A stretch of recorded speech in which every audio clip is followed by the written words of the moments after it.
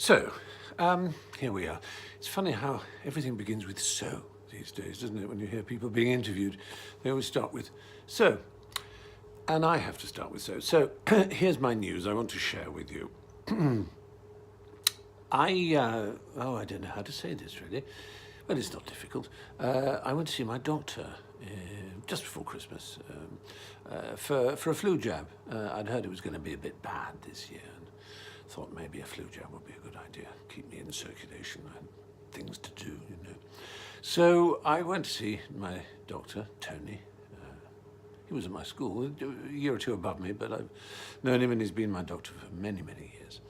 And he said, well, let's have a general checkup, you know, an MOT, and see if everything's all right.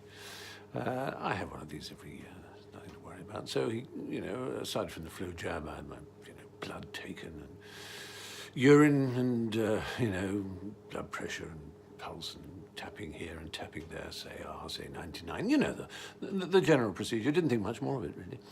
Then next day, he called me up and he said, I'm a little worried about your PSA levels. Now, I don't know if you know what PSA levels are. I hope you do. If you're a man, you certainly should do. But it stands for prostate-specific antigen. And these are things that the prostate give out if it's under attack from some sort of tumour.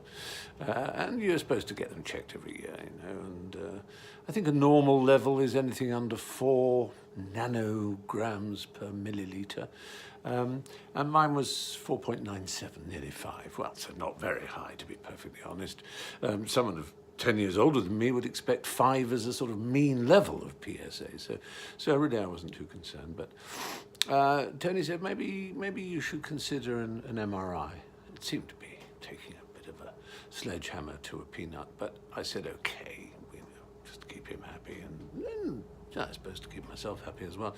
So I went into one of those MRI imaging suites, or whatever you call them, you know, a great big ring, then you get put on a flat bed and sort of ease through until this ring is around you, and then it fires these magnetic beams, you know, tung, tung, tung, tung. Do you remember Regan in The Exorcist, the poor little girl, Regan MacNeil, being examined for, well, I was being examined, not for